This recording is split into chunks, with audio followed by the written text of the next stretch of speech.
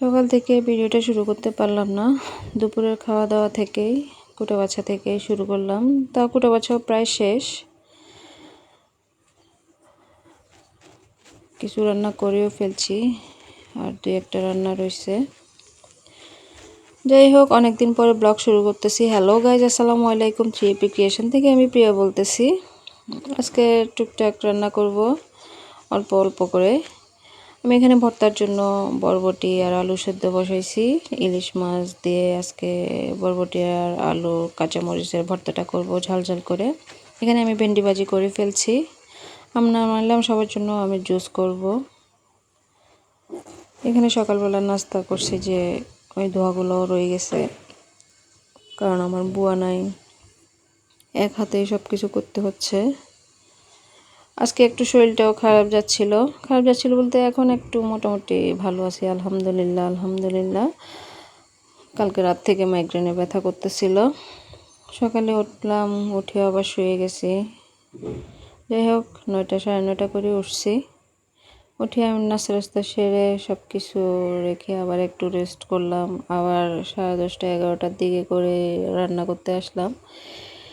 এই যে এখানে আমি মাছ দো পেঁয়াজু করব, ইলিশ মাছ। আসলে ভিডিও আজকে অনেক মাস পরে ভিডিও করতেছি, ব্লগ দিব চিন্তা করেই। তো একটু ভিডিও করতে পারতেছি, আবার ভুলে যাচ্ছি, আবার একটু করতেছি, এরকম করেই হচ্ছে। সবগুলা ভিডিও দেখাতে পারি নাই শুরু থেকেই, বা মাঝখানে কিছু ভিডিও করি নাই, ভুলে গেছি। এখানে আমি ইলিশ মাছ ভাজি করলাম, ওইটা একটু হালকা পেঁয়াজ টমেটো দিয়ে ঝোল করব। ঝোল রাখবো না, মাখা মাখা করব। যাই হোক, আমার ভিডিওগুলো কার কাছে কেমন লাগে অবশ্যই কমেন্ট বক্সে আমাকে জানিয়ে যাবেন। আপনাদের কমেন্টেই আমি জানতে পারবো যে আমার ভিডিওটা আপনাদের কাছে কেমন লাগে, আমার রান্নাবান্না কেমন লাগে, অবশ্যই আমি জানতে পারবো।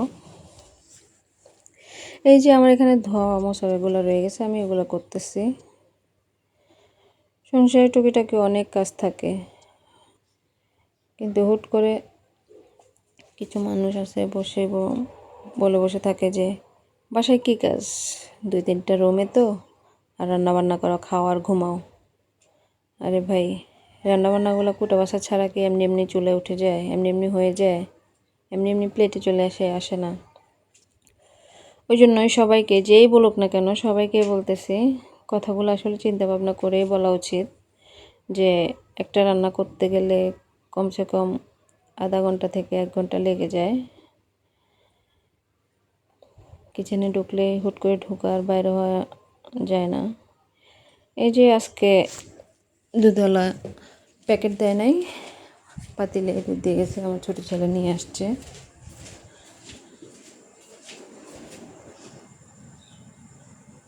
ও দেখতেছে অনেকদিন পরে ব্লগ করতেছি, ভিডিও করতেছি, এটা দেখে হাসতেছে, জিজ্ঞেস করতেছে আমি আসলে কী করতেছি।